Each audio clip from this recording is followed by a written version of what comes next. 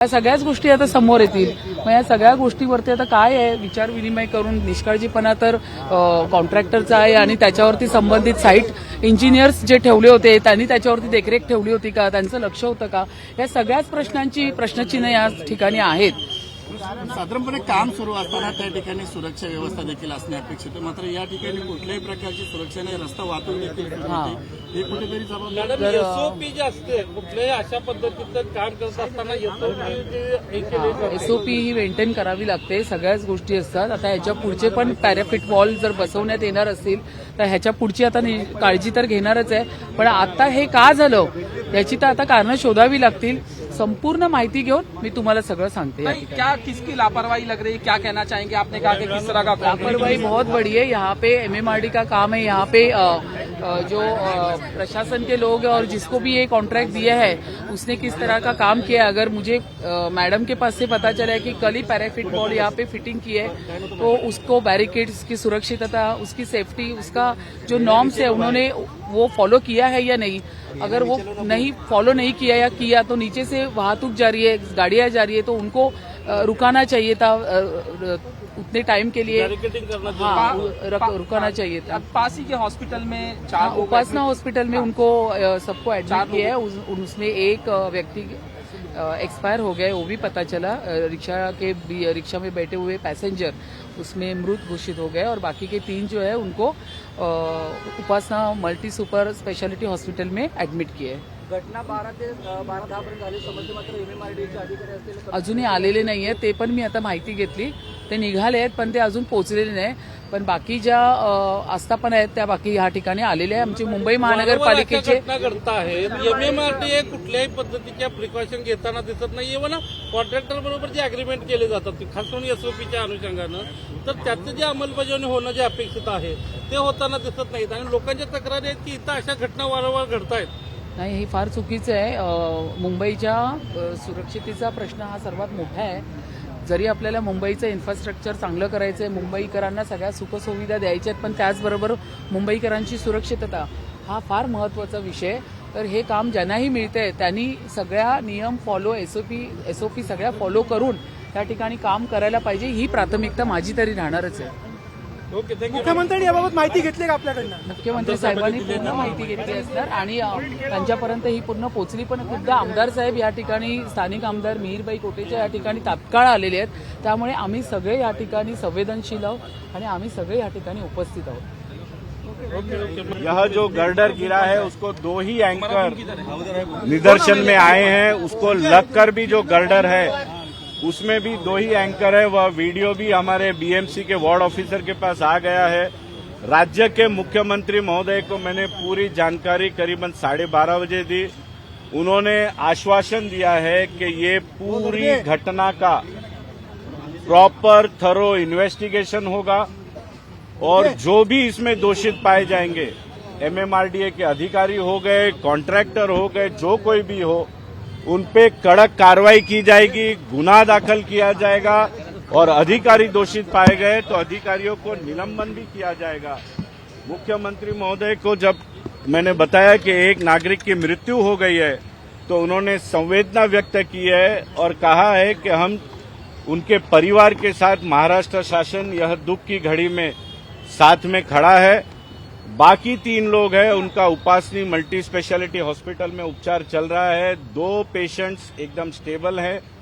तीसरे पेशेंट का multi fractures होने के कारण उन पे उपचार चल रहा है और डॉक्टर तेजस उपासनी से हर 15 मिनट में मुझको अपडेट्स भी आ रहे हैं। जैसा कि मैंने बताया, 1.5 महीने पहले इसी एलबीएस रोड पर महानगर पालिका के स्थानिक अधिकारी और एमएमआरडीए के अधिकारियों को लेकर के हमने 2 किलोमीटर का पैदल प्रवास किया था और ये पूरे मेट्रो लाइन के नीचे जो भी सेफ्टी नॉर्म्स होने चाहिए, सिक्योरिटी मेजर्स होनी चाहिए, उसमें बड़ी इरिस्पॉन्सिबिलिटी दिखाई दे रही थी। मैंने पत्र भी लिखा था और उस कॉन्ट्रैक्टर को निलंबित करना चाहिए, ऐसी मैंने मांग भी की थी। अभी मेरी संजय मुखर्जी से भी बात हुई, वह मुंबई में नहीं है। मैंने उनको बताया कि यह घटना हुई है और दुख की बात है कि 2.5 घंटे हो गए, एमएमआरडीए का एक भी अधिकारी अभी तक यहां पर आया नहीं है। उन्होंने मुझको आश्वासन दिया है कि उनके जो एडिशनल कमिश्नर है वो कुछ ही देर में यहाँ पर पहुंचेंगे और थर्ड पार्टी इन्वेस्टिगेशन और थर्ड पार्टी ऑडिट के संजय मुखर्जी ने आदेश दे दिए हैं, ऐसी जानकारी उन्होंने मुझको दी है। सर ये बड़ा हादसा है, रिक्शा पे स्लैब गिरा, बस पे भी गिर सकता था। चार लोग इस घटना में घायल हुए, उसमें से एक नागरिक की दुखद मृत्यु हुई है। 3 लोगों पे उपचार चालू है, 2 पेशेंट्स एकदम स्टेबल हैं और तीसरे पेशेंट को मल्टीपल फ्रैक्चर्स हैं, उनका भी उपचार कर रहे हैं। एमएमआरडीएच्या अधिकाऱ्यांना घटनेचं गांभीर्य नाहीये का? मी आता तेच बोललो की जे आपले आयुक्त आहे संजय मुखर्जी, त्यांना मी सांगितलं की 2.5 तास झाले तुमचा एकही अधिकारी इकडे घटनास्थळी पोहोचलेला नाहीये, ते मुंबईत नाहीये। त्यांनी मला आश्वासन केलंय की ऍडिशनल कमिशनरांना त्यांनी आदेश दिलेत की ताबडतोब या घटनास्थळावरती त्यांची टीम घेऊन त्यांनी पोहोचावं। मराठीमध्ये सांगा की पत्र तुम्ही काय लिहिलं होतं आणि काय तुम्ही जे पत्र मी 1-1.5 महिना आधी MMRDAचे कमिशनरला लिहिलं होतं, त्याचा 120 फोटोज GIS टॅगिंग करून आम्ही दिले होते या मुलुंड परिसराच्या LVS रोडवरती, जिकडे जिकडे आम्हाला कॉन्ट्रॅक्टरचा हलगर्जीपणा दिसून आला होता आणि कशाप्रमाणे एकदम लो स्टँडर्डचा काम होता, ते 120 फोटोग्राफ्स मी दिलेले आहेत। विधानसभेमध्ये पण हा मुद्दा मी मांडला होता आणि त्या कॉन्ट्रॅक्टरला निलंबन करण्यात यावं ही माझी मागणी होती।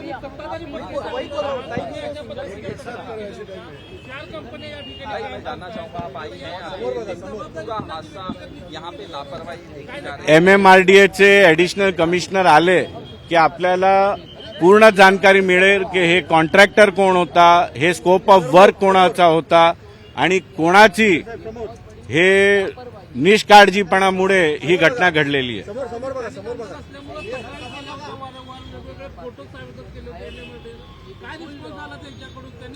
MMRDAने त्यावेळी आश्वासन दिला होता की ते सखोल चौकशी करून कारवाई करतील।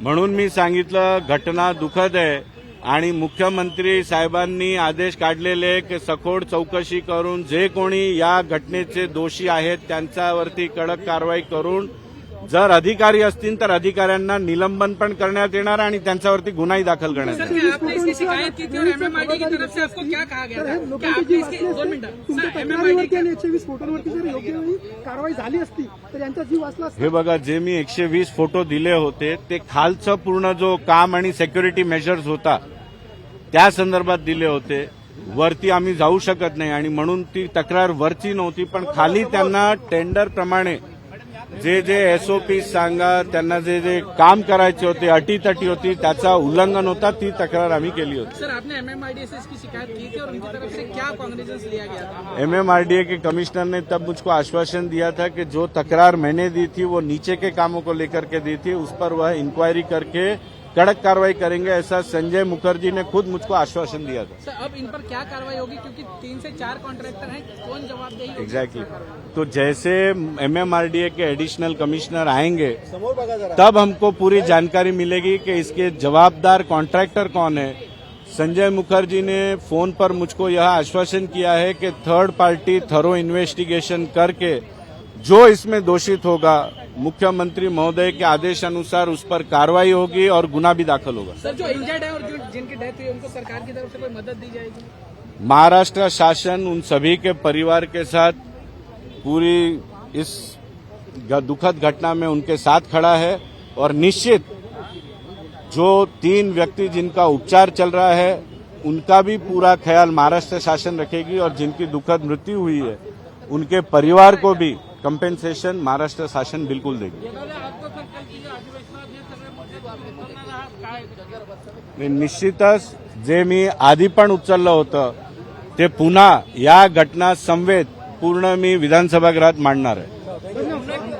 पुणे तोच प्रश्न तुम्ही तक्रार केली होती, त्या तक्रारीकडे लक्ष दिलं असतं तर हे प्राण वाचले असते का, यांचा जीव वाचला असता का? मी जे तक्रार दिली होती जे खालच्या कामावरती जे त्यांच्या कॉन्ट्रॅक्टरची अटीतटी होती, कारण याचा 3-4 वेगवेगळे कॉन्ट्रॅक्टर आहेत, मी पूर्ण खाली त्यांची कशी सेफ्टी मेजर्स नव्हती, सिक्युरिटी कन्सर्न्स नव्हते, ते सर्व 120 फोटो GIS टॅग करून त्यांचा निदर्शनात आणले होते आणि विधानसभागृहातही हा विषय मांडला होता आणि हे फोटोज पण दिले होते.